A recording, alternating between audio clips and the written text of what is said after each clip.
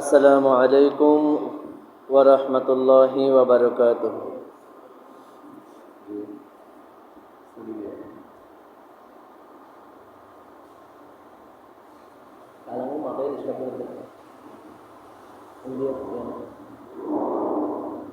আলহামদুলিল্লাহ আলহামদুলিল্লাহি নাহমাদুহু ওয়া নাস্তাঈনুহু ওয়া নাস্তাগফিরুহু ওয়া নু'মিনু বিহি ওয়া নাতাওয়াক্কালু আলাইহি ওয়া না'উযু বিল্লাহি মিন শুরুরি আনফুসিনা ওয়া মিন sayyiati a'malina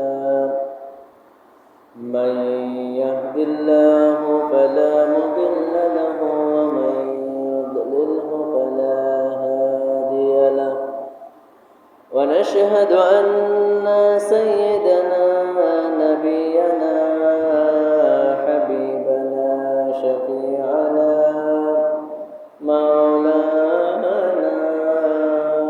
muhammadan abduhu wa rasuluhu sallallahu alayhi wa sallam. أما بعد فقد قال الله تعالى في كلامه المجيد وفرقانه الحميد إن الله وملائكته يصلون على النبي يا أيها الذين آمنوا صلوا عليه وسلموا تسليما. اللهم صل على سيدنا مولانا وعلى آل سيدنا مولانا সকলেই জোরে জোরে প্রিয় নবীর শানে দরুদ শরীফ পাঠ করুন। আল্লাহুম্মা সাল্লি আলা সাইয়্যিদিনা মাওলানা ওয়া আলা আলি সাইয়্যিদিনা মাওলানা শুহাদায়ে কারবালার স্মৃতি বড় বেদনায় শুহাদায়ে কারবালার স্মৃতি বড় বেদনায় ইমাম হোসেন শহীদ হলো কারবালাতে পানি নাই। আল্লাহুম্মা সাল্লি আলা সাইয়্যিদিনা মাওলানা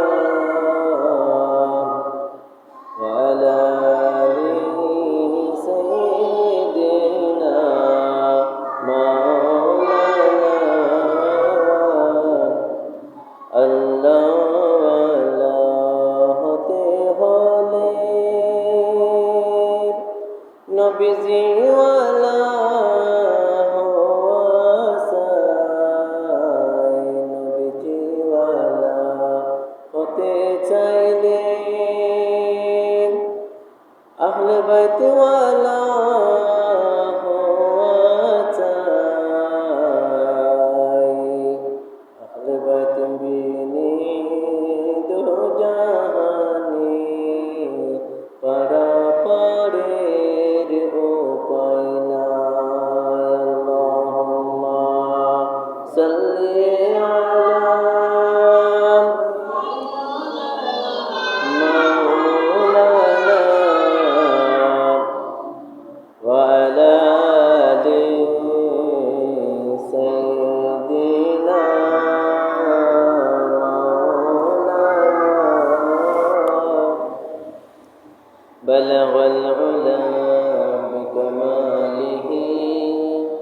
كشف الدجى بجماله حسنت جميع خصاله صلى عليه وآله بلغ العلا بكماله كشف الدجى بجماله حسنت جميع خصاله صلى عليه وآله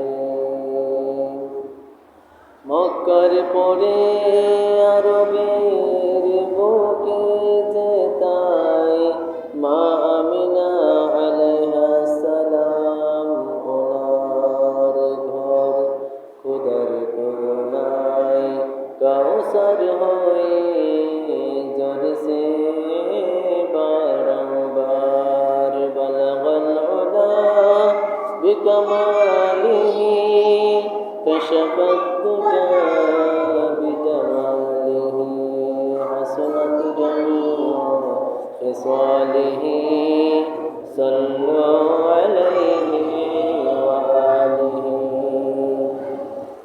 সকলে বলুন সাল্লাল্লাহু আলাইহি ওয়াসাল্লাম। আলহামদুলিল্লাহ, লক্ষ কোটি শুকরিয়া আদায় করছি মহান আল্লাহ পাক রব্বুল আলামিন ওনার জন্য। কারণ আল্লাহ পাক রব্বুল আলামিন আমাকে আপনাকে এলাকার অগণিত মুসলমান থেকে যাচাই করে বাছাই করে আপনার আমার মতো কতিপয় পাপী গুনাহগার বান্দাদের উপর খাস রহমত নাজিল করেছেন, যার কারণে আপনার আমার পক্ষে সবার আগে আগে মহান আল্লাহ পাক রব্বুল আলামিন ওনার পবিত্র ঘর পবিত্র মসজিদে জুমার নামাজ আদায় করার জন্য আসার বসার আলোচনা করা এবং শোনার সম্ভব হয়েছে। সুবহানাল্লাহ। যে আল্লাহ পাক রব্বুল আলামিন আমাদেরকে সবার আগে আগে এত বড় নিয়ামত দান করেছেন, সেই মহান আল্লাহ পাক রব্বুল আলামিন ওনার শুকরিয়া আদায় করে বলি আলহামদুলিল্লাহ। আরও একবার সর্বোচ্চ আওয়াজ দিয়ে বলি আলহামদুলিল্লাহ। লক্ষ কোটি দরুদ ও সালামের হাদিয়া প্রেরণ করছি যিনি সর্বকালের সর্বযুগের সর্বশ্রেষ্ঠ নবী এবং রাসূল, যিনি সৈয়দুল মুরসালিন ইমামুল মুরসালিন খাতামুন নবিয়্যিন রাহমাতুল লিল আলামিন হাবিবুল্লাহ হুজুর পাক সাল্লাল্লাহু আলাইহি ওয়াসাল্লাম ওনার প্রতি। কেননা যে নবীজির উম্মত হবার কারণে আমরা পৃথিবীর বুকে সর্বপ্রকার নিয়ামত পেয়েছি, পাচ্ছি এবং অনন্তকাল ধরে পেতেই থাকবো। বলুন সুবহানাল্লাহ। যে নবীজির উম্মত হবার কারণে আমরা সমস্ত সৃষ্টি জগতের মধ্যে আশরাফুল মাখলুকাত হয়েছি, সর্বশ্রেষ্ঠ সৃষ্টি হিসেবে পরিচিতি লাভ করেছি, সেই নবীজির শানে আরও একবার সম্মানিত দুরূদ শরীফ পাঠ করে বলি সাল্লাল্লাহু আলাইহি ওয়াসাল্লাম। প্রিয় হাজিরিন, আমরা যারা আসতে পেরেছি আলহামদুলিল্লাহ, যারা আসেন নাই আমি এলাকার সমস্ত পুরুষদেরকে আহ্বান করব, অনুরোধ করব, আপনারা সকলেই জুমার দিনের সম্মানার্থে মসজিদে চলে আসুন জুমার নামাজ আদায় করার জন্য। আল্লাহ পাক রব্বুল আলামিন আমাদের সবাইকে মসজিদে চলে আসার তৌফিক দান করুন। সকলে বলেন আমিন। প্রিয় হাজিরিন, আজকে পবিত্র মুহররমুল হারম মাসের ১ম তারিখ, ১ম জুমা। বলুন সুবহানাল্লাহ। এটা হিজরি ১৪৪৭ হিজরির ১ম মাসের ১ম দিন, ১ম জুমা। বলুন সুবহানাল্লাহ। এটা অত্যন্ত একটা বড় নিয়ামত আমাদের জন্য। আমরা তো আজকে ইংরেজি সাল মনে রাখি, বাংলা সাল মনে রাখি, আমরা সব হিসাব নিকাশগুলা এই ইংরেজি এবং বাংলার মাধ্যমে করে থাকি। কিন্তু আমরা মুসলিম জাতি, আমাদেরকে আল্লাহ পাক রব্বুল আলামিন এই যে হিজরি সনটা দিয়েছেন, যেটার সাথে আমাদের হজ, যাকাত, বিভিন্ন রোজা, বিভিন্ন বড় বড় আমলগুলো আল্লাহ পাক দিয়েছেন এই হিজরি তারিখের সাথে। বলুন সুবহানাল্লাহ। আমাদেরকে সে বিষয়ে জানতে হবে, বুঝতে হবে। আজকে ১৪৪৭ হিজরির ১ম মাস মুহররমুল হারম মাসের ১ম তারিখ এবং ১ম জুমা। বলুন সুবহানাল্লাহ। আজকের দিনটি আরেক দিক দিয়েও সম্মানিত। আজকের দিনে যিনি ইসলামের ৩য় খলিফা হযরত আমিরুল মুমিনিন খলিফাতুল মুসলিমিন ওসমান জুন নূরাইন রাদিয়াল্লাহু তাআলা আনহু ওনার খিলাফত গ্রহণের দিবস, বলুন সুবহানাল্লাহ। অর্থাৎ উমর ফারুক রাদিয়াল্লাহু তাআলা আনহু ওনার বিসাল শরীফের পরে ইন্তেকালের পরে আজকের এই দিনে মুহররম মাসের প্রথম দিনে উনি ইয়ামুল আরবিয়া বুধবার দিন উনি এই খিলাফতের দায়িত্ব গ্রহণ করেছেন, বলুন সুবহানাল্লাহ। যাদের মাধ্যমে সারা পৃথিবীব্যাপী ইসলামের প্রসার হয়েছে, ধনী গরিব কোনো ভেদাভেদ ছিল না, ওনারা ইনসাফ প্রতিষ্ঠা করেছিলেন, বলুন সুবহানাল্লাহ। খিলাফতের অনেক গুরুত্ব রয়েছে। আসলে একটা হযরত উমর ফারুক রাদিয়াল্লাহু তাআলা আনহু ওনার কওল শরীফ শুনলে আমরা বুঝতে পারবো। হযরত সাইয়েদুনা উমর ফারুক রাদিয়াল্লাহু তাআলা আনহু উনি বলেছিলেন যে আমি যখন খিলাফত পরিচালনা আমার খিলাফতের কালে যদি ফোরাত নদীর তীরে একটা কুকুর যদি পিপাসায় কাতার হয়ে মারা যায়, তাহলে তার জন্য কাল কিয়ামতের ময়দানে আল্লাহ পাক আমাকে জবাবদিহির কাঠগড়ায় দাঁড় করাবেন, বলুন সুবহানাল্লাহ। অর্থাৎ হযরত উমর ফারুক রাদিয়াল্লাহু তাআলা আনহুর খিলাফত কালে একটা কুকুরও না খেয়ে মারা যায়নি, বলুন সুবহানাল্লাহ। খিলাফত হচ্ছে এমন একটি ব্যবস্থা, সেই খিলাফতের দায়িত্ব গ্রহণ করেছিলেন আজকের দিনে হযরত সাইয়্যিদুনা ওসমান জুন নূরাইন রাদিয়াল্লাহু তাআলা আনহু, বলুন সুবহানাল্লাহ। প্রিয় হাজিরিন, আজকে আমাদের আলোচনার বিষয় হচ্ছে আহকামু আত-তারিখু ফাজিউল কলবি মিন কারবালা। কারবালার হৃদয় বিতারক ইতিহাস, সেটার হুকুম আহকাম সম্পর্কে। আসলে এই কারবালাটি যদিও 4টি শব্দের মধ্যে 4টি অক্ষরের মধ্যে সীমাবদ্ধ, কিন্তু সৃষ্টির ইতিহাসে এই কারবালার মতো মর্মান্তিক হৃদয় স্পর্শী ঘটনা আর বর্ণিত হয়নি, বলুন সুবহানাল্লাহ। যেদিন একদিন এক ব্যক্তি সূরা কাহাফের একটি আয়াত শরীফ তিলাওয়াত করতেছেন, ওই আয়াত শরীফের অর্থ হচ্ছে আল্লাহ পাক রব্বুল আলামিন আসহাবে কাহাফের মতো এবং রকিমের মতো আশ্চর্যজনক নিদর্শন হয়তো আর বর্ণনা করে নাই। এটা শুনে হযরত ইমাম হুসাইন রাদিয়াল্লাহু তাআলা আনহু ওনাকে যখন কারবালার প্রান্তরে শহীদ করে ওনার মাথা মোবারক নিয়ে যখন বাজারের অলিতে গলিতে ঘোরাতে লাগলো, সেখানে এই আয়াত শরীফটা শুনে হযরত ইমাম হুসাইন রাদিয়াল্লাহু তাআলা আনহুর খাটা মাথা মোবারক থেকে আওয়াজ বের হলো, না, এই আসহাবে কাহাফ থেকে, এই রকিমের আশ্চর্যজনক ঘটনা থেকেও আমি ইমাম হুসাইন রাদিয়াল্লাহু তাআলা আনহুর শাহাদাতের ঘটনা এবং আমার মাথা মোবারক বাজারের অলিতে গলিতে ঘোরানোর ঘটনা তার চাইতেও বেশি আশ্চর্যজনক, বলুন সুবহানাল্লাহ। অর্থাৎ এখান থেকে বোঝা যায় এই কারবালার ঘটনার গুরুত্ব কতটুকু। আসছে আগামী 10 মুহররম শরীফ, 10 মুহররমুল হারাম শরীফ, কারবালার হৃদয় বিদারক ঘটনার অন্যতম একটি দিন, যে দিনে নবীজির আদরের নাতি হযরত ইমাম হুসাইন রাদিয়াল্লাহু তাআলা আনহু উনি সহ আহলে বাইতের অনেক সদস্যদের শাহাদাত বরণ করতে হয়েছিল, বলুন ইন্না লিল্লাহি ওয়া ইন্না ইলাইহি রাজিউন। প্রিয় হাজিরিন, একটু মনোযোগ দিয়ে আলোচনাগুলো শুনবেন। আমরা গত জুমায় আহলে বাইতের শান মান ইজ্জত ফজিলত কতটুকু আমরা শুনেছিলাম। আমরা এই জুমায় শুনব ওনাদের প্রতি কি নির্মম জুলুম অত্যাচার বেবিচার করা হয়েছে, নাউযুবিল্লাহ। আমরা এই বিষয়ে শুনব। অর্থাৎ আমরা এই বিষয়ে আল্লাহ পাক রব্বুল আলামিন সর্বপ্রথম পবিত্র কুরআনুল কারীমের সূরাতুল আলে ইমরানের 159 নম্বর আয়াত শরীফের মধ্যে ইরশাদ মুবারক করেন, ওয়ালা তাহসাবান্নাল্লাযীনা কুতিলু ফী সাবিলিল্লাহি আমওয়াতা বাল আহইয়াউন ইনদা রাব্বিহিম ইউরযাকুন। আল্লাহ পাক রব্বুল আলামিন বলেন, ওয়ালা তাহসাবান্নাল্লাযীনা কুতিলু ফী সাবিলিল্লাহি আমওয়াতা, যারা আল্লাহর রাস্তায় শহীদ হয়, ইন্তেকাল করে, আল্লাহর রাস্তায় শহীদ বরণ করে, ওনাদেরকে তোমরা মৃত মনে করো না, ওনারা মরে যায়নি। বাল আহইয়াউন ইনদা রাব্বিহিম ইরযাকুন, বরং তারা জীবিত এবং তোমাদের রবের পক্ষ থেকে রিজিক প্রাপ্ত। বলুন সুবহানাল্লাহ। আল্লাহর রাস্তায় যারা জীবন দেয়, শহীদ হয়, ইসলামকে কায়েম করার জন্য, ইসলামকে সারা বিশ্বের মধ্যে প্রতিষ্ঠা করার জন্য যারা জীবন দেয়, কতল হয়, শহীদ হয়, ওনাদেরকে তোমরা মৃত মনে করো না।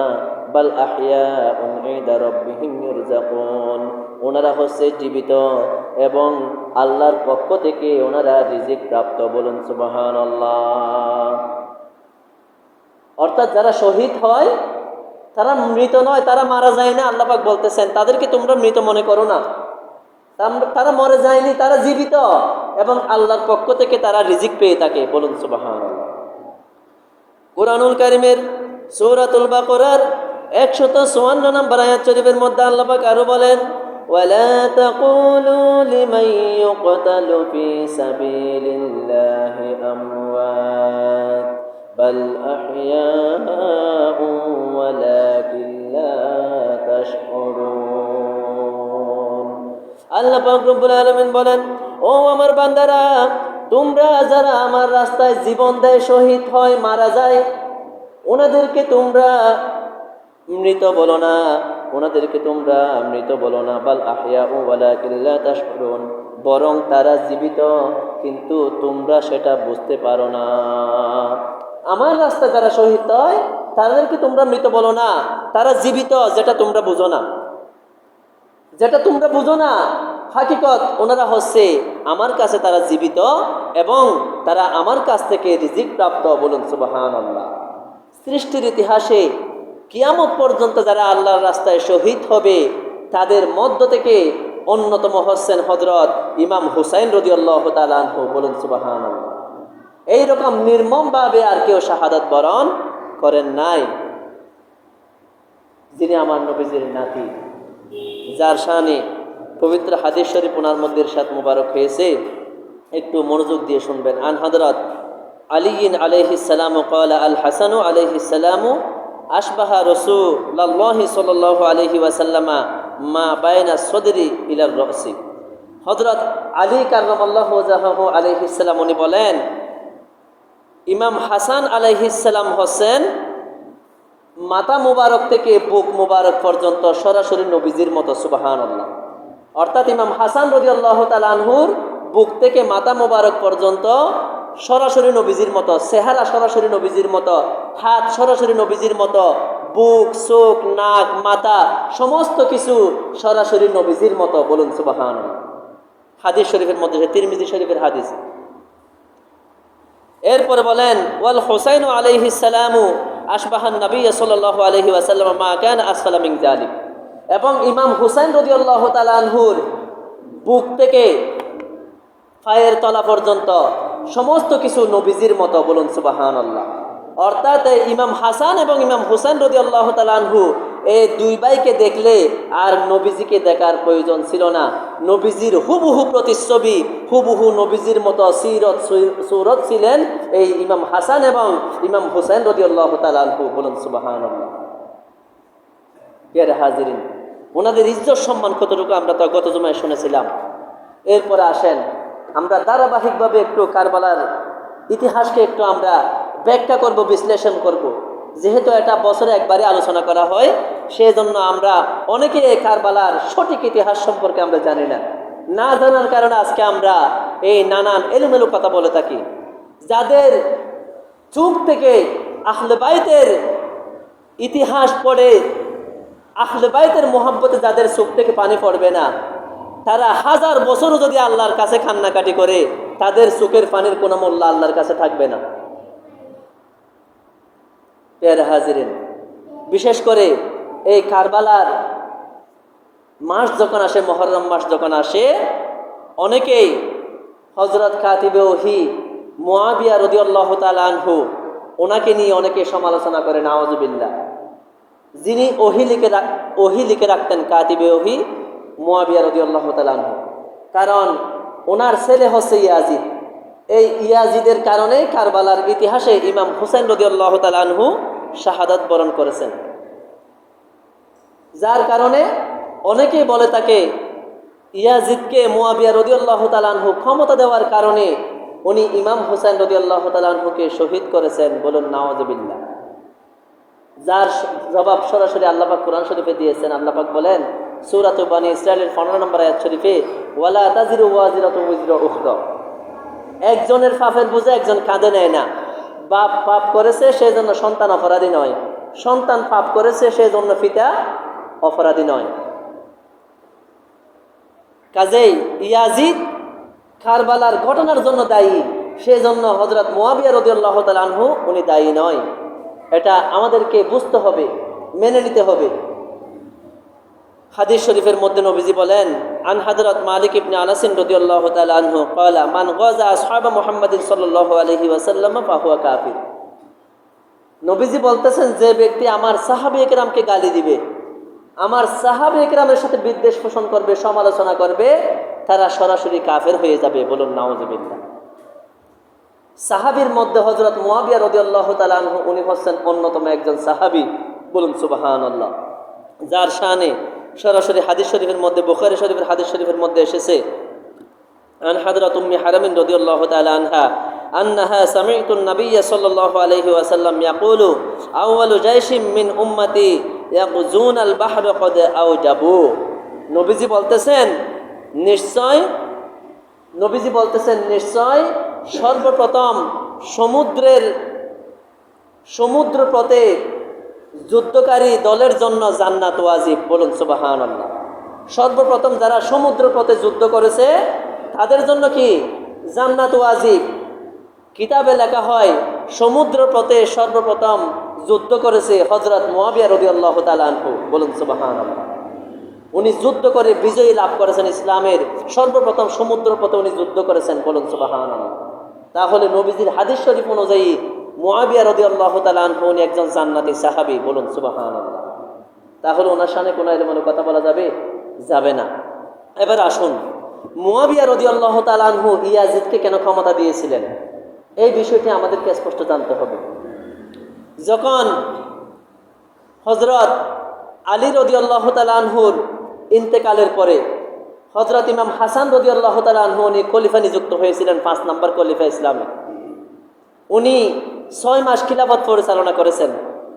এরপর ওনাকে যখন বিষ পান করানো হলো, ইমাম হাসান রাদিয়াল্লাহু তাআলা আনহুকে শহীদ করার জন্য একে একে 5 বার বিষ পান করিয়েছে। উনি প্রতিবার বিষ পান করার পরে যখন উনার শরীর বিষক্রিয়া শুরু হতো, যন্ত্রণা শুরু হতো, উনি নবীজির রওজা শরীফে গিয়ে নবীজির রওজা শরীফ জিয়ারত করে দোয়া করতেন, ওনার শরীর থেকে বিষক্রিয়াটা চলে যেত, যন্ত্রণা চলে যেত। বলুন সুবহানাল্লাহ।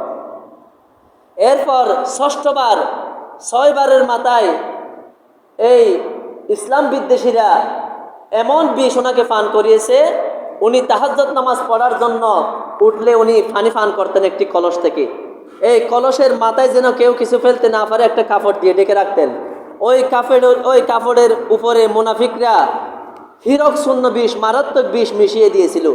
উনি তাহাজ্জুদ নামাজ পড়তে উঠে যখন পানি পান করতেছেন, ওই পানি সহ হিরক শূন্য বিষ সহ পেয়ালার মধ্যে এসেছে। উনি সেই পানি পান করলেন। পানি পান করার কারণে ওনার এমন বিষক্রিয়া শুরু হলো, যন্ত্রণা শুরু হলো, উনি আর রওজা শরীফ যেতে পারেন নাই। সেখানেই ওনার এই ইন্তেকালের সময় হয়ে গেল। তখন উনি ওনার ভাই হযরত ইমাম হুসাইন রাদিয়াল্লাহু তাআলা আনহু ওনাকে ডেকে বললেন, হে ইমাম হুসাইন রাদিয়াল্লাহু তাআলা আনহু, যে খিলাফতের দায়িত্ব আমি মুয়াবিয়া রাদিয়াল্লাহু তাআলা আনহুকে দিয়েছিলাম এবং ওনাকে বলেছিলাম আপনাকে দায়িত্ব ফিরিয়ে দেওয়ার জন্য, কিন্তু এই খিলাফতের দায়িত্ব আর আমাদের প্রয়োজন নেই। এই খিলাফত পরিচালনা করতে গিয়ে আমার বাবা হযরত আলী রাদিয়াল্লাহু তাআলা আনহু শহীদ হয়েছেন এবং আমিও শহীদ হচ্ছি। সুতরাং আমি চাই না আমার নবীজির বংশধর পৃথিবীর থেকে চলে যাক, কারণ আমার নবীজির বংশধর যতদিন থাকবে ততদিন এই পৃথিবী টিকে থাকবে। বলুন সুবহানাল্লাহ। সুতরাং এই মুয়াবিয়া রাদিয়াল্লাহু তাআলা আনহু থেকে আর আপনি খিলাফত নেবেন না, ওনার যাকে ইচ্ছা তাকে খিলাফত দিয়ে দিবেন। বলুন সুবহানাল্লাহ।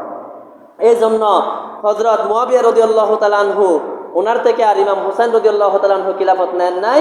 তখন মুয়াবিয়া রাদিয়াল্লাহু তাআলা আনহুর ছেলে ইয়াজিদ, সে পরহেজগার ছিল।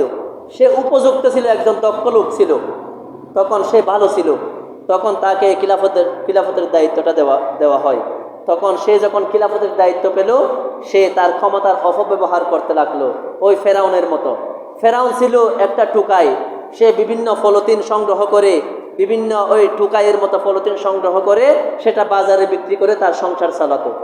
এই ফেরাউন যখন কোনো ক্রমে চলে বলে কৌশলে সে যখন ক্ষমতায় আসলো, তখন ক্ষমতায় আসার পরে সে বলল, আনা রব্বুকুমুল আলা, আমি তোমাদের সবচাইতে বড় রব। সে আল্লাহ দাবি করতে লাগলো, বলুন নাউজুবিল্লাহ। সে ক্ষমতার অপব্যবহার করে সারা বিশ্ব থেকে ইসলামকে ধ্বংস করার ফায়দারায় সে লিপ্ত হলো, বলুন নাউজুবিল্লাহ।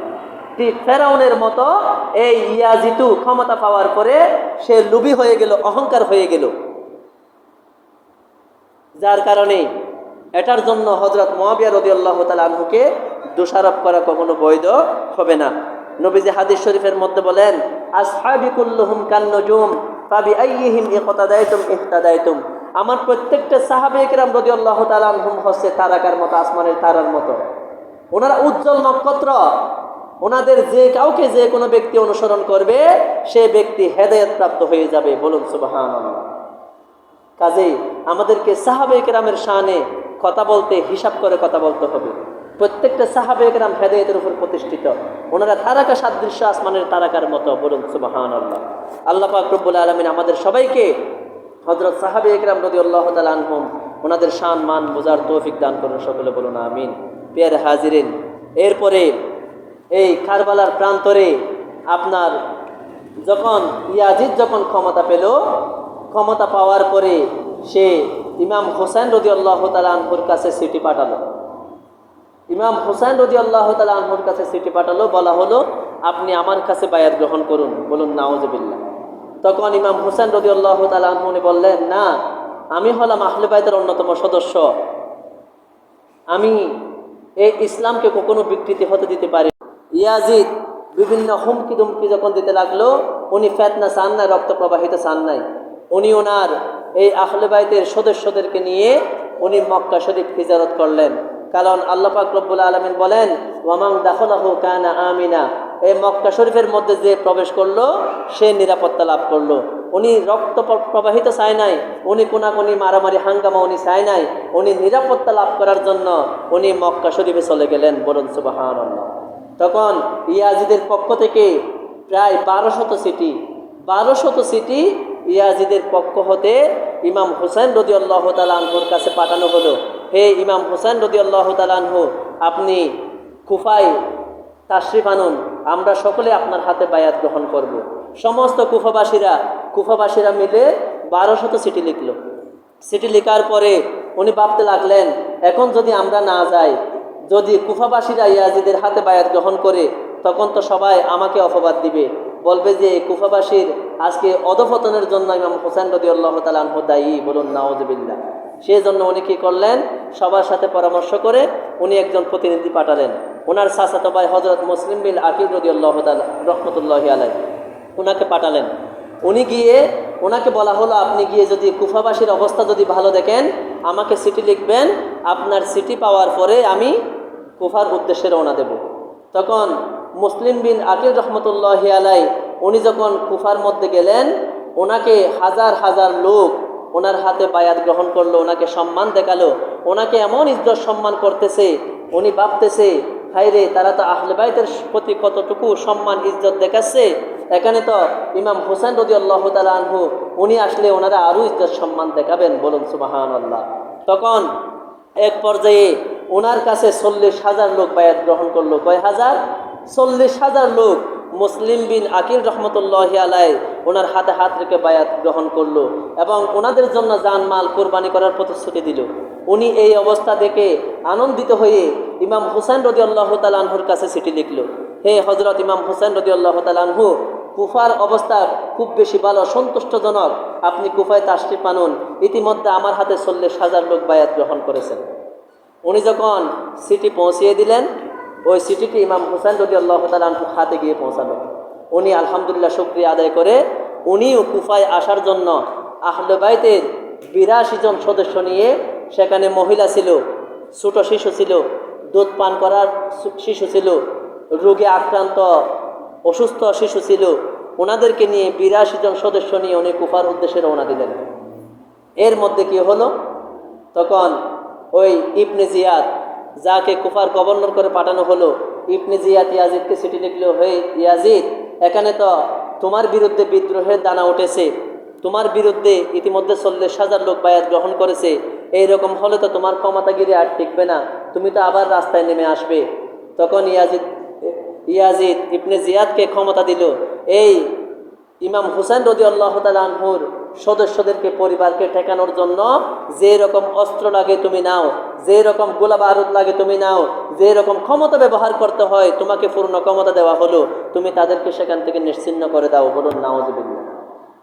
আজকে অনেকেই দেখেন ইয়াজিদকে লানতুল্লাহি আলাইহি বললে অনেকে সমালোচনা করে, ইয়াজিদের প্রতি লানত দিলে অনেকে সমালোচনা করে, তারা বলে সেখানে ইয়াজিদ লিপ্ত ছিল না। নাউজুবিল্লাহ।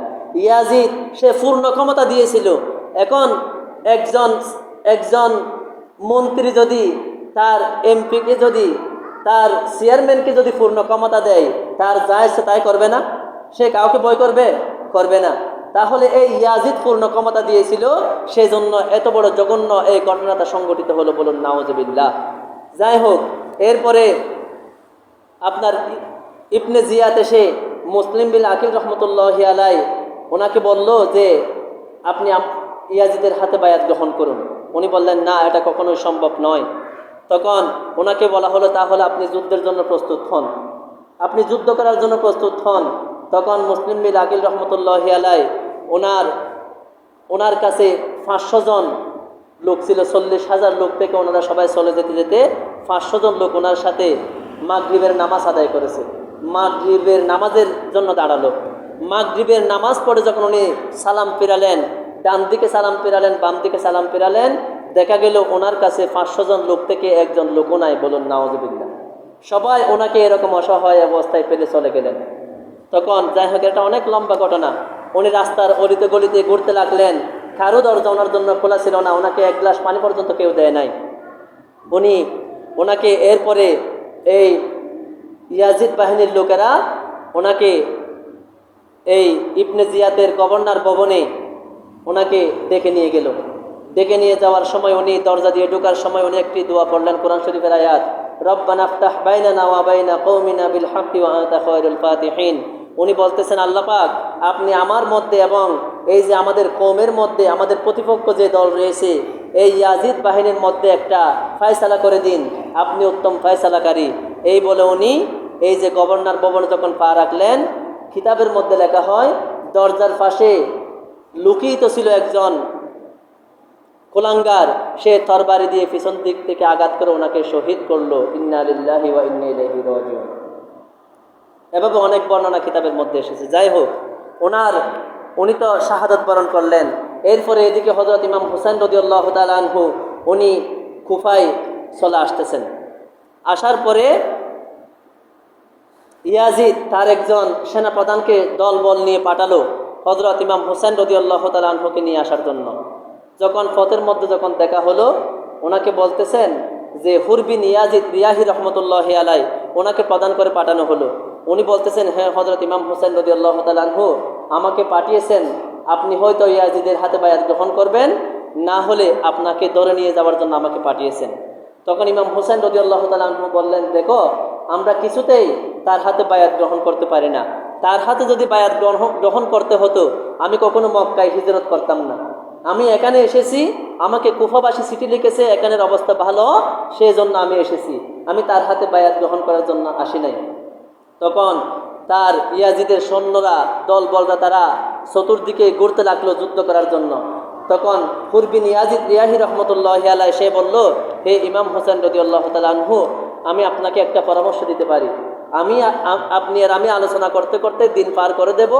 রাত যখন গভীর হবে, আমি আমার সৈন্যদেরকে বলবো কালকে ফয়সালা হবে, তারা যখন ঘুমিয়ে যাবে আপনি আপনার 82 জন সদস্য নিয়ে আপনি চলে যাবেন, আমি আপনাকে সুযোগ দিতে পারি।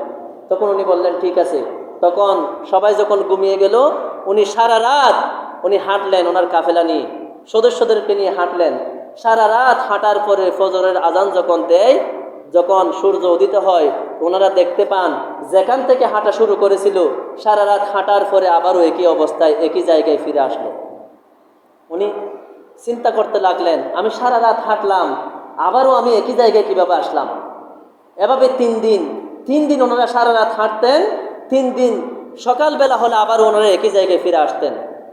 তখন উনি চিন্তিত হয়ে গেলেন। 4র্থ দিন উনি একজন ব্যক্তিকে জিজ্ঞেস করলেন, হে ব্যক্তি, এই রাস্তাটার নাম কি, এই জায়গাটার নাম কি? তখন বলা হলো, এই জায়গাটার নাম হচ্ছে কারবালা, এই জায়গাটার নাম কারবালা। তখন ওনার দুচোখ বেয়ে অশ্রু ঝরতে লাগলো। উনি বললেন, হে আমার সদস্যগণ, আমরা এখান থেকে আর 1 চুল পরিমাণও যেতে পারবো না, কারণ এটা হচ্ছে আমার শাহাদাতের স্থান। সুতরাং আপনারা এখানে তাঁবু গাতুন, এখানে আপনারা ঘর তৈরি করুন, এখানে আপনারা অবস্থান করুন। কারণ একদিন আমাকে কুলে নিয়ে হযরত মুহাম্মদুর রাসূলুল্লাহ সাল্লাল্লাহু আলাইহি ওয়াসাল্লাম উনি আমাকে কুলে নিয়ে কান্নাকাটি করতেছেন। তখন একজন সাহাবা জিজ্ঞেস করলেন, ইয়া রাসূলুল্লাহ, ইয়া হাবিবাল্লাহ, আপনি কান্না করতেছেন কেন? তখন নবীজি বললেন, দেখো, এই মাত্র হযরত জিবরিল আলাইহিস সালাম উনি এসে আমাকে বললেন, ইন্না উম্মতি সাতাকতুলু ইবনি হাজা, ইন্না উম্মতি সাতাকতুলু ইবনি হাজা। এই মাত্র হযরত জিবরিল আলাইহিস সালাম এসে আমাকে বললেন, আমার কিছু উম্মত আমার এই শিশু হযরত ইমাম হোসেন রাদিয়াল্লাহু তাআলা আনহুকে শহীদ করবেন। বলুন নাউযুবিল্লাহ। উনি বললেন। এরপরে হযরত আলী রাদিয়াল্লাহু তাআলা আনহু উনি যখন জঙ্গে সিফফিনের জিহাদ করে যখন উনি ফিরতেছেন, উনি কারবালার জায়গায় এসে একটু উনি রেস্ট নিচ্ছেন, বিশ্রাম নিচ্ছেন। উনি যখন বিশ্রাম নিচ্ছেন, উনি একজন লোককে জিজ্ঞেস করলেন, এই জায়গাটার নাম কি? তখন ওনাকে বলা হলো, এই জায়গাটার নাম হচ্ছে কারবালা। তখন হযরত আলী রাদিয়াল্লাহু তাআলা আনহুর দুচোখ দিয়ে পানি ঝরতে ঝরতে মাটি পর্যন্ত ভিজে গিয়েছিল। তখন সবাই বলতে লাগলো, হে হযরত আলী রাদিয়াল্লাহু তাআলা আনহু, আপনি কান্না করতেছেন কেন? তখন উনি বললেন, আমি একদিন নবীজির দরবারে উপস্থিত হলাম, দেখলাম নবীজির চোখ দিয়ে জড় জড় করে পানি পড়তেছেন। আমি জিজ্ঞেস করলাম, ইয়া রাসূলুল্লাহ, ইয়া হাবিবাল্লাহ, আপনি কান্না করতেছেন কেন? তখন নবীজি বললেন, দেখো, এই মাত্র আমাকে হযরত জিবরিল আলাইহিস সালাম এসে জানিয়ে গেলেন, ইন্না ওয়ালাদিয়াল হুসাইনু ইউকতালু বিশাতুল ফুরাতি বিমাউদিন ইউকালু লাহু কারবালা। নিশ্চয় আমার নাতি হযরত ইমাম হোসেন রাদিয়াল্লাহু তাআলা আনহুকে যে জায়গায় শহীদ করা হবে, সে জায়গাটির নাম হচ্ছে কারবালা। বলুন সুবহানাল্লাহ। কাজে আমরা এই জায়গা থেকে, এটা আমার শাহাদাতের স্থান, এখান থেকে আমি আর 1 চুলও যেতে পারবো না। ওনারা সেখানে তাঁবু করতে লাগলেন। যেখানে তাঁবুর জন্য খুঁটি পোতানো হয়, সেখান থেকে রক্ত বের হয়। তখন ইমাম হোসেন রাদিয়াল্লাহু তাআলা আনহু ওনার বোন হযরত জয়নাব আলাইহিস সালাম উনি বললেন, হে ভাই, আমার এই রক্তাক্ত ভূমিতে আর থাকতে ইচ্ছে হচ্ছে না, আমরা এখান থেকে চলে যাই। ইমাম হোসেন রাদিয়াল্লাহু তাআলা আনহু বললেন, বোন, ধৈর্য ধরুন, সবর করুন, এটাই হচ্ছে আমার শাহাদাতের স্থান, এটার মাধ্যমেই আল্লাহ পাক রব্বুল আলামিন সারা বিশ্বের মধ্যে ইসলামকে প্রতিষ্ঠা করবেন। বলুন সুবহানাল্লাহ। যাই হোক, অনেক লম্বা ঘটনা, আপনারা তো শুনেছেন। শিশু আসগর, ছোট্ট শিশু আসগর, তাকে পর্যন্ত পানি পান করতে দেয় নাই। তার গলার মধ্যে তীর মেরে, তার গলার মধ্যে তীরের আঘাতে জর্জরিত করে তাকে পর্যন্ত শহীদ করেছেন। বলুন নাউযুবিল্লাহ। হযরত আব্বাস আলাইহিস সালাম উনি যখন এই ছোট্ট শিশু আসগরের জন্য পানির জন্য গেলেন, উনি ঘোড়া নিয়ে এই যে ইয়াজিদ বাহিনীর আপনার 40,000 সদস্যদের কাফেলা বেদ করে উনি ফুরাত নদীর তীরে গিয়ে উনি ঘোড়া থেকে নেমে মস্কের মধ্যে পানি নিলেন। মস্কটা বন্ধ করে উনি ঘোড়া নিয়ে যখন চলে আসতেছেন পানি নিয়ে হাতে নিয়ে, তখন ওই সমস্ত মুনাফিকরা ওনাকে চতুর্দিক থেকে তীর নিক্ষেপ করতে লাগলো। যখন তীর নিক্ষেপ করলো, উনি ওনার মস্কটা খাত থেকে হাতে নিলেন। তখন ওনার হাতটা তরবারি দিয়ে আঘাত করে কেটে দিল। ডান হাত যখন কেটে দিল, উনি বাম হাতের মধ্যে পানির মস্কটা নিলেন। এরপর বাম হাত কেটে দিল। বাম হাত যখন কেটে দিল, এই 2 হাতের কনুই দিয়ে এরকম করে উনি এই মস্কটা ধরেছিলেন, ধরে নিয়ে উনি যাচ্ছেন। তখন ওনাকে যখন ওনার বাজুদয়ও কেটে দিল, উনি তখন কি করলেন, এই দাঁতের কামড় দিয়ে উনি মস্কটিকে কামড়িয়ে ধরলেন। এরপর তারা তীর মেরে ওই মশকে ফুটা করে দিয়ে সমস্ত পানিগুলা ফেলে দিল, বলুন নাউজুবিল্লাহ। উনি আর পানি পান করাতে পারে নাই। এরপরে ওনার গোড়াকে আঘাত করে ওনাকে নির্মমভাবে সেখানে শহীদ করা হয়েছে, বলুন ইন্না লিল্লাহি ওয়া ইন্না ইলাইহি রাজিউন। এভাবে নবী পরিবারের সমস্ত সদস্যদেরকে, প্রায় অনেক সদস্যদেরকে এভাবে নির্মমভাবে শহীদ করেছেন। এক পর্যায়ে হযরত ইমাম হোসেন রাদিয়াল্লাহু তাআলা আনহু উনি বাকি রয়েছেন। উনি এবং হযরত 14 বছরের শিশু হযরত জয়নুল আবেদিন, উনি অসুস্থ অবস্থায় ছিলেন, যার কারণে উনি তাঁবু থেকে বের হতে পারেন নাই। ওনারা এবং মহিলারা ওনারা জীবিত ছিলেন। তখন ইমাম হোসেন রাদিয়াল্লাহু তাআলা আনহু উনিও যাচ্ছেন যুদ্ধ করার জন্য। উনি যখন যাচ্ছেন, গিয়ে উনি তাদেরকে গিয়ে বললেন ঘোড়ায় আরোহণ করে, হে ইয়াজিদের দল, আমি তোমাদেরকে শেষবারের মতো আহ্বান করতেছি। আমি হলাম সাইয়্যিদা শাবাবি আহলিল জান্নাহ, আমি জান্নাতে যুবকদের সর্দার। সুতরাং আমার সাথে যদি কেউ জান্নাতে থাকতে চাও, তোমরা সেখান থেকে বের হয়ে আসো। এমনকি কেউ আসো যারা নবীজির নাতিকে সাহায্য করে জান্নাত লাভ করবে, যারা মা ফাতেমার কলিজার টুকরার সাথে যুদ্ধ করে জান্নাত লাভ করবে, এমন কেউ কি আসো? তখন সেখানে ইয়াজিদ বাহিনীর যিনি সবচাইতে সেনা প্রধান হযরত হুর বিন ইয়াজিদ রিয়াহি রহমতুল্লাহি আলাইহি, সে কাঁপতে লাগলো। তখন মুনাফিকরা বলল, হে আমাদের দল নেতা, আপনার কি হয়েছে, আপনি কাঁপতেছেন কেন? তখন উনি বলল, দেখো আমি দেখতে পাচ্ছি একদিকে জান্নাত একদিকে জাহান্নাম। এখন আমি কি জান্নাতে যাব নাকি জাহান্নামে যাব, সেটার জন্য আমি কম্পিত হচ্ছি। তখন উনি বললেন, যদি যেতে হয় আমি জান্নাতে যাব। তখন উনি গুড়াকে একটা চাবুক মেরে এই মুনাফিকের ইয়াজিদ বাহিনীর দল থেকে বের হয়ে আসলো। বের হয়ে এসে ইমাম হোসেন রাদিয়াল্লাহু তাআলা আনহুকে বলতেছেন, হে ইমাম হোসেন রাদিয়াল্লাহু তাআলা আনহু, আপনি আমার জন্য দোয়া করুন, আমার পূর্ববর্তী গুনার জন্য যেন আল্লাহ পাক আমাকে ক্ষমা করেন। আমি আপনার পাশেই আছি, বলুন সুবহানাল্লাহ। আমি আপনার পাশে থেকে শহীদ হয়ে জান্নাতে যেতে চাই, জান্নাতে গিয়ে পানি পান করতে চাই, বলুন সুবহানাল্লাহ। তখন হুর বিন ইয়াজিদ সে চলে গিয়ে ইয়াজিদ বাহিনীর সাথে যুদ্ধ করে শত শত হাজার হাজার ইয়াজিদ বাহিনীকে জাহান্নামে পাঠিয়ে এক পর্যায়ে সে নিজেও শহীদ হলো। ইন্না লিল্লাহি ওয়া ইন্না ইলাইহি রাজিউন। এভাবে আসলে উনি একজন ইয়াজিদ বাহিনী থেকে বের হয়ে কি ইমাম হোসেন রাদিয়াল্লাহু তাআলা আনহুর তেমন কোনো বড় উপকার হলো না। আর ইয়াজিদ বাহিনী থেকেও একজন চলে আসার কারণে তাদের কোনো তেমন ক্ষতি হলো না। কিন্তু এখান থেকেই ইমাম হোসেন রাদিয়াল্লাহু তাআলা আনহু ওনার সূক্ষ্ম দৃষ্টি দিয়ে দেখতে পেলেন এই ইয়াজিদ বাহিনীর মধ্যে একজন জান্নাতি লোক আছেন। উনি আহ্বান করে সেই জান্নাতি লোককে বের করে নিয়ে আসলেন, বলুন সুবহানাল্লাহ। কাজেই এই জন্য আমাদেরকে আহলে বায়ত শরীফ আলাইহিমুসসালাম ওনাদেরকে সর্বোচ্চ মহব্বত করতে হবে। এই কারবালার হৃদয় বিতারক ইতিহাস থেকে আমাদেরকে শিক্ষা গ্রহণ করতে হবে। নিজের জীবন দেওয়া যাবে, কিন্তু কখনো ইসলামকে মিটিয়ে দেওয়া যাবে না। এরপরে উনি যখন যুদ্ধ করতে করতে লক্ষ লক্ষ উনি এই ইহুদি উনি হাজার হাজার ইয়াজিদ বাহিনীকে উনি জাহান্নামে পাঠিয়ে এক পর্যায়ে ওনাকে চতুর্দিক থেকে যখন তীর বল্লমের আঘাত করা হলো, কিতাবে লেখা হয় প্রায় 72টি ওনার জখমের চিহ্ন ছিল। এরকম নির্মমভাবে ওনাকে শহীদ করেছে। উনি যখন গোড়া থেকে যখন পড়ে গেল, ওনার এই তীরের আঘাতে ওনার শরীর থেকে ফিনকি দিয়ে রক্ত বের হতে লাগলো। উনি যখন প্রায় মারা যাওয়ার শহীদ হওয়ার উপক্রম হলো, তখন উনি বলল, হে কাফেরের দল, হে কুলাঙ্গাররা, আমি সারা জীবন চেষ্টা করেছি আমার নানা জানু। উনি যখন ইন্তেকাল করতেছেন তখন উনি এই নামাজের কথাটাই বলেছেন, উম্মতের কথাটাই বলেছেন। সুতরাং আজকে জুমার দিন, এখন মুসলিমরা ইমানদাররা তারা মসজিদে জুমার নামাজ আদায় করতেছে। সুতরাং আমাকেও তোমরা 2টি সিজদা দেওয়ার সময় দাও। দেখেন, উনি তাদের কাছে মাথা নত করে নাই, ক্ষমা চায় নাই, আত্মসমর্পণ করে নাই।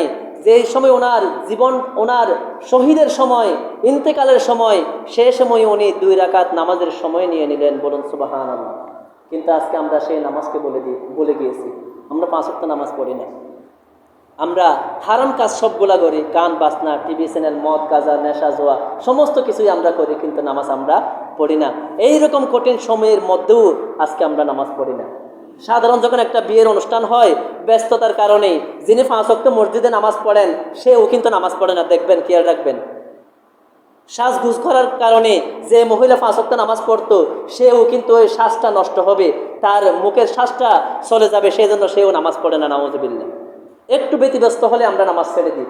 কি এইরকম নির্মম সময়ের মধ্যে ইমাম হোসেন রাদিয়াল্লাহু তাআলা আনহু নামাজকে বলে নাই। পেয়ারা হাজিরিন, এরপরে তারা ওনাকে সেই সুযোগটা দিল, উনি সিজদায় চলে গেলেন। সিজদায় গিয়ে উনি বললেন সুবহানা রাব্বিয়াল আলা। এই তাসবিহ পড়ার পরে উনি বলতেছেন, হে আল্লাহ পাক, আপনি তো সমস্ত কিছু দেখতেছেন, আজকের দিনের জন্য আমি আপনাকে সাক্ষী হিসেবে রাখতেছি, আপনি সাক্ষী থাকুন। আমার এই ইমাম হোসেন রাদিয়াল্লাহু তাআলা আনহুর কুরবানি যদি আপনার দরবারে কবুল হয়, তাহলে এই আমি ইমাম হোসেন রাদিয়াল্লাহু তাআলা আনহুর রক্তের বিনিময়ে, কুরবানির বিনিময়ে কঠিন হাসরের মাঠে আপনি আমার নানাজানের উম্মতকে ক্ষমা করে দিবেন। বলুন সুবহানাল্লাহ। দেখেন, আজকে ইমাম হোসেন রাদিয়াল্লাহু তাআলা আনহু উনি সেই সময়ও আমাদের কথা উনি বলেন নাই, উনি আমাদের শাফাআতের জন্য দোয়া করে গেলেন, ওনার কুরবানিটা উম্মতের জন্য উৎসর্গ করে দিলেন। কিন্তু আমরা আজকে সেই ইমাম হোসেন রাদিয়াল্লাহু তাআলা আনহুর জীবনী পড়তে আমাদের ভালো লাগে না। ইমাম হোসেন রাদিয়াল্লাহু তাআলা আনহু কে সেটা আমরা জানি না। আহলে বাইতের সম্মান আমরা বুঝি না, ওনাদের শানে নানান এলোমেলো কথা বলে থাকি। দেখবেন অনেক মসজিদ আছে, কিন্তু এই কারবালার দিন এসেছে, মাস এসেছে, এই কথাগুলি কিন্তু অনেক মসজিদে তাদের মুখ দিয়ে বের হবে না, তাদের জবান দিয়ে বের হবে না। কেন? তারা আহলে বাইতের মহব্বত কী জিনিস সেটা তারা বোঝে না। এই ইমাম হোসেন রাদিয়াল্লাহু তাআলা আনহুর কারণে আজকে আমরা টিকে আছি। হাদিস শরীফের মধ্যে বলা হলো, জাহাবা আহলু বাইতি জাহাবাল আরদ। আহলে বাইত যখন এই পৃথিবীতে থাকবে না, তখন কায়নাত বাসা থাকবে না, জমিন থাকবে না। এই জমিন আল্লাহ পাক ধ্বংস করে দিবেন। যাদের উসিলে এখন আমরা টিকে আছি, রিজিক পাচ্ছি, আমরা সমস্ত নিয়ামত পাচ্ছি, আজকে ওনাদের আলোচনা আমাদের ভালো লাগে না। নাউজুবিল্লাহ। পেয়ারে হাজিরিন, আহলে বাইতের মহব্বত ছাড়া কখনো নাজাত পাওয়া সম্ভব নয়। এই জন্য আমি গত জুমায় বলেছিলাম, আজকের খুতবার মধ্যে একটি হাদিস শরীফ এসেছে, আন হযরত আবি যর গিফারী রাদিয়াল্লাহু তাআলা আনহু আন্নাহু ওয়া হুয়া আখিযুন বিবাবিল কাবাতি সামিতুন নবিয়্য সাল্লাল্লাহু আলাইহি ওয়াসাল্লাম ইয়াকুলু।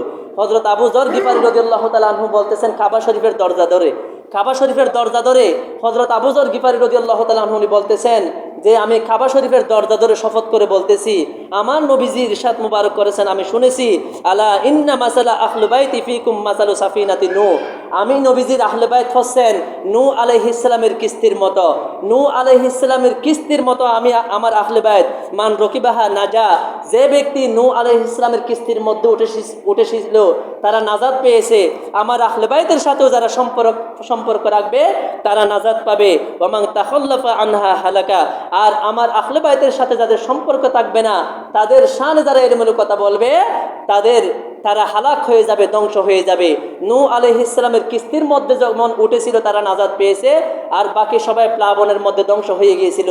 ঠিক তদ্রুপ আহলে বাইতের নিসবতের মধ্যে, আহলে বাইতের মোহাব্বতের মধ্যে, আহলে বাইতের শানমান আলোচনা করে যারা থাকবে তারাই নাজাত পাবে, আর বাকি সব ধ্বংস হয়ে যাবে। বলুন নাউজুবিল্লাহ। কাজে আহলে বাইতের শানমান সম্পর্কে আমাদেরকে সর্বোচ্চ সজাগ থাকতে হবে। এক কথায় নবীজি বলেছেন, আহিব্বুল্লাহ লিমা ইয়াকুযুকুম মিন নি'মা। তোমরা আল্লাহকে মোহাব্বত করো, কারণ আল্লাহ পাক তোমাদেরকে রিজিক দিচ্ছেন, পড়াচ্ছেন, খাওয়াচ্ছেন, তোমাদেরকে দৃষ্টি দিয়েছেন, সুখ দিয়েছেন, হাত দিয়েছেন, তোমাদেরকে অনেক নিয়ামত দিয়ে অনুগ্রহ করেছেন। সেজন্য তোমরা আল্লাহ পাককে মহব্বত করো। ওয়া হিব্বুনি লিহুব্বিল্লাহ। এবং তোমরা আমি নবীজিকে মহব্বত করো আল্লাহর মহব্বত পাওয়ার জন্য। কারণ আমি নবীজির মহব্বত না পেলে তুমি যতই নামাজি হও না কেন, যতই রোজাদার হও, যত ইবাদত বন্দেগী করো না কেন, তুমি কখনো আল্লাহর মহব্বত হাসিল করতে পারবে না। ওয়া হিব্বু আহলু বাইতি লিহুব্বি। এবং তোমরা আমার পরিবারকে মহব্বত করো, আমার আহলে বাইতকে মহব্বত করো আমি নবীজির ভালোবাসা পাওয়ার জন্য। কারণ আহলে বাইতের ভালোবাসা যদি তোমরা হাসিল করতে না পারো, কখনো আমি নবীজির ভালোবাসা তোমরা হাসিল করতে পারবে না। বলুন সুবহানাল্লাহ। কাজেই আহলে বাইত সম্পর্কে আমাদেরকে জানতে হবে, বুঝতে হবে। বিশেষ করে কারবালার ইতিহাস থেকে আমাদেরকে শিক্ষা নেওয়া প্রয়োজন। আমরা কখনো আমাদের জীবন চলে যাবে, ধন সম্পদ চলে যাবে, আমার ছেলে মেয়ে শহীদ হবে, আমার পিতামাতা কোরবান হবে, আমার আত্মীয় স্বজন একদিকে চলে যাক, সেটা দেখার প্রয়োজন নাই। আমি ইসলামকে টিকিয়ে রাখার জন্য, ইসলামের উপর অটল থাকার জন্য নিজের বুকের তাজা রক্ত বিলীন করে দেব, কিন্তু কখনো বাতিলের কাছে আমরা মাথা নত করব না। এই একটি শিক্ষা। আরেকটি শিক্ষা হচ্ছে, নামাজ কখনো আমাদের জীবন চলে যাবে, আমরা কখনো নামাজ ছাড়ব না। এটাই হচ্ছে কারবালার মধ্য থেকে শিক্ষা। এই ত্যাগ আমাদেরকে দিতে হবে, আমাদেরকে ইসলামকে টিকিয়ে রাখার জন্য, নবীজির সুন্নত, নবীজির আদর্শ, ইসলামকে টিকিয়ে রাখার জন্য আমাদেরকে আহলে বাইত শরীফ আলাইহিমুস সালাম ওনাদের জীবনে চর্চা করতে হবে। বিশেষ করে কিনবেন 100 টাকা 200 টাকা, একটা বন্ধুর সাথে বসলে কত টাকা খরচ করে ফেলেন, 150 টাকা দিয়ে 100 টাকা দিয়ে একটা রেসালা কিনেন। কারবালার হৃদয় বিদারক ইতিহাস নামে অনেক রেসালা বের হয়েছে, সেখান থেকে বিশুদ্ধ একটি রেসালা হচ্ছে কারবালার হৃদয় বিদারক ইতিহাস, যেটা মোহাম্মদিয়া জামিয়া শরীফ গবেষণাগার থেকে প্রকাশিত হয়েছে। এই কিতাবটা পড়বেন, প্রতিটা পৃষ্ঠায় পৃষ্ঠায় আপনার চোখের পানি যদি না পড়ে আমার থেকে আপনি টাকাটা ফেরত নেবেন। এমন সুন্দরভাবে কারবালার ইতিহাসগুলো বলা হয়েছে। এই কিতাবটা আপনারা সকলে কিনবেন, একটু পড়বেন। পেপার পড়ার মধ্যে ফজিলত নাই, দুনিয়াবি কিছু ফায়দা আছে, কিন্তু এই কারবালার হৃদয় বিদারক ইতিহাস যদি পড়েন, আপনার যে সুখের পানি বের হবে, এই সুখের পানি কখনো বৃথা যাবে না। আপনাকে ইমাম হুসাইন রাদিয়াল্লাহু তাআলা আনহু সুপারিশ করে উনি আপনাকে হাউজে কাউসারের পানি পান করাবেন, ওনাকে উনি জান্নাতে নিয়ে যাবেন। বলুন সুবহানাল্লাহ।